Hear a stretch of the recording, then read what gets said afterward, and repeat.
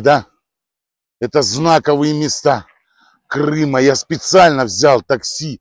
Поеду сейчас, все вам покажу. Все крепости, все виды. И какой вид, смотрите. Рейды кораблей. Эх, Крым, красавец.